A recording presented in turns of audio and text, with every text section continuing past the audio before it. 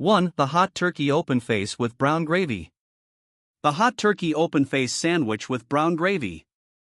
And this sandwich is the one that most completely captures a specific and irreplaceable chapter of American dining culture, the mid-century diner, the kind that existed in every small town and city neighborhood from Maine to California, with the counter stools and the pie case and the waitress who had been working there since before you were born and who knew your order before you sat down.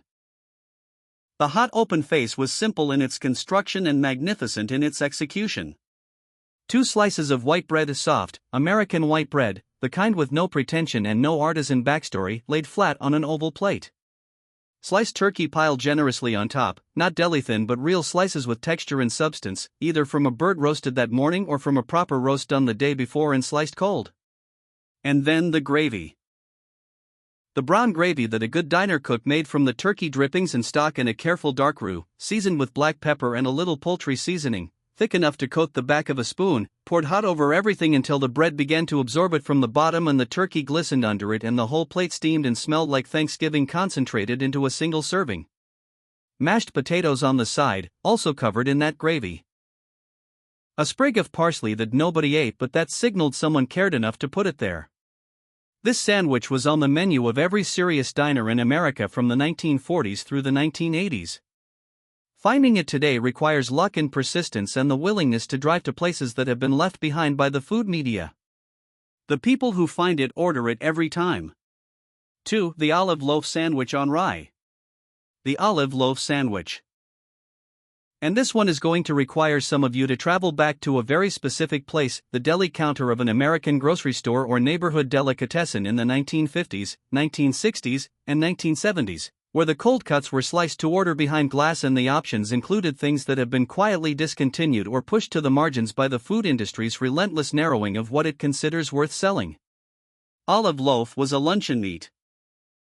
A loaf of finely ground pork and beef studded throughout with pimento-stuffed green olives, sliced thin and pink and speckled with those green circles of olive. It was mild and slightly salty and had a texture that was specific to that category of processed meat, smooth and dense and cold from the case, and the olives gave it a briny, savory punctuation in every bite that plain bologna or ham simply did not have. On rye bread. The real deli rye, seeded, slightly sour, with a crust that resisted the knife and an interior that had real chew, with yellow mustard and maybe a slice of American cheese and a few leaves of iceberg lettuce and a thin slice of raw onion. This was a sandwich that tasted completely and specifically of its era. Of brown bag lunches. Of wax paper wrapping. Of a time when the deli counter was the center of the food universe for a whole category of American family and olive loaf was a legitimate star of that universe. 3. The fried egg and bologna sandwich. The fried egg and bologna sandwich. And this one lives in the category of foods that people are slightly embarrassed to admit they miss, which is exactly why it needs to be said out loud and said with full respect and zero apology. Bologna. Thick sliced, from the deli or from the package in the refrigerator, put in a hot skillet with a little butter or oil, and here is the critical technique that separates the people who know from the people who don't. You scored the edges of the bologna slice with 4 cuts pointing toward the center, like the cardinal points of a compass, so that when it hit the heat it curled up into a shallow bowl shape instead of buckling and warping and cooking unevenly. The bologna fried until it had a dark, slightly caramelized ring around the edge and the center was hot and slightly puffed. The egg fried in the same pan, in the same fat, basted or flipped according to preference, the white set and slightly crisp at the edges and the yolk still runny because a broken yolk was a tragedy.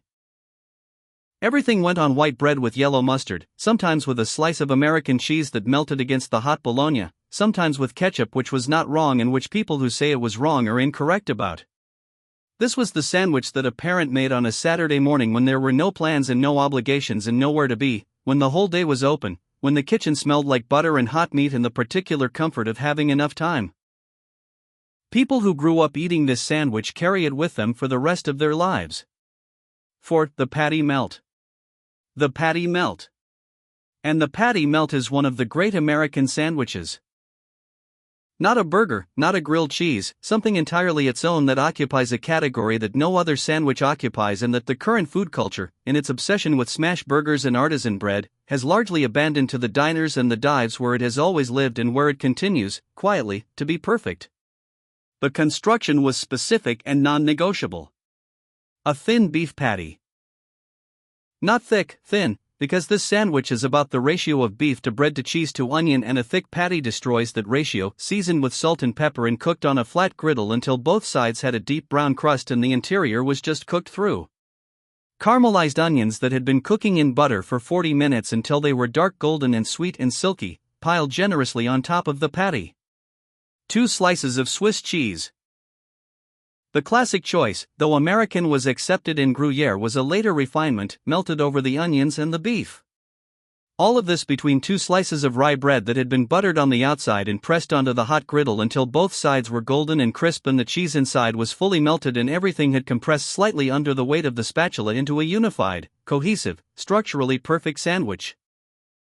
The patty melt required a griddle and patience and the willingness to let the onions take as long as they needed. And every diner cook in America who understood what they were doing respected those requirements and produced something that regular people ordered for lunch on Tuesdays and thought about for the rest of the week. 5. The tomato sandwich on white bread with Duke's mayonnaise. The tomato sandwich.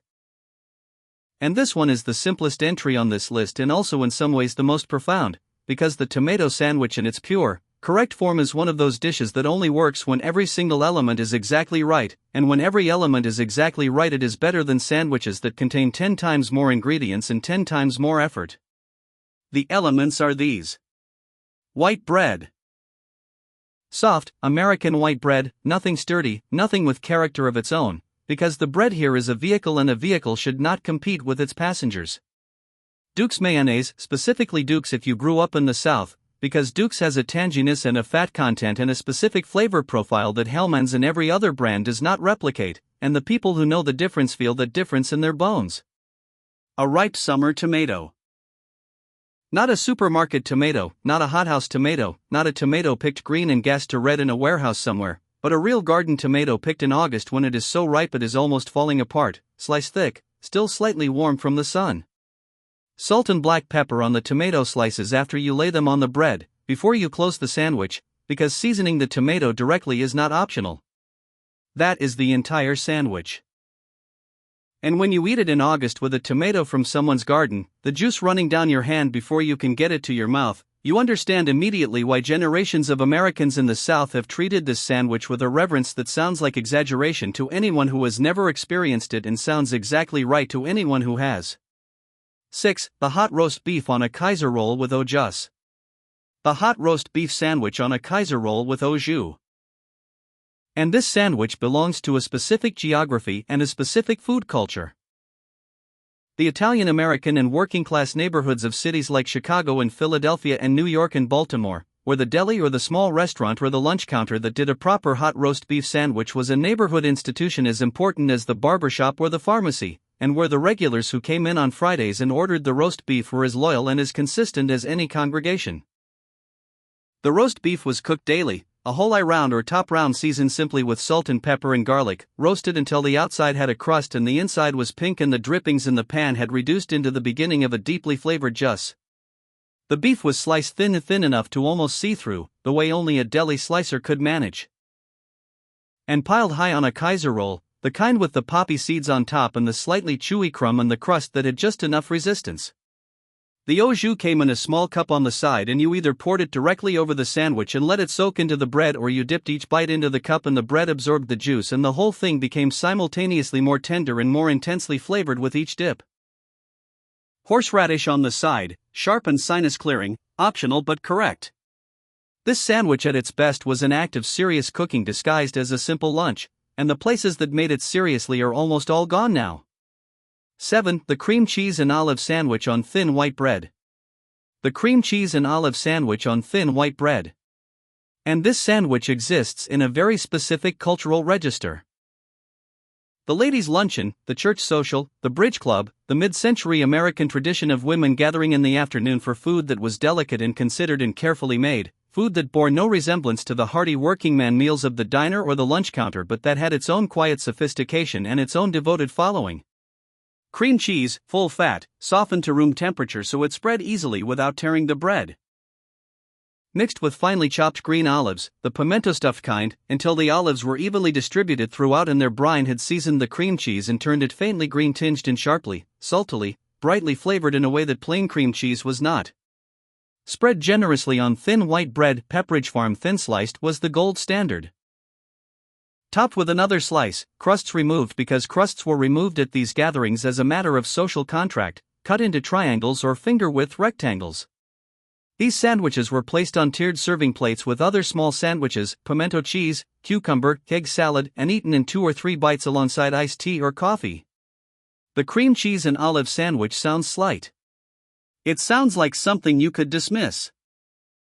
But the combination of that rich, tangy cream cheese with the salty, briny, slightly bitter olive was genuinely elegant, genuinely delicious, and the women who made these sandwiches and served them and ate them understood something about restraint and balance and the pleasure of a small, perfect thing that the current food culture, with its relentless emphasis on excess and drama, has largely forgotten how to value.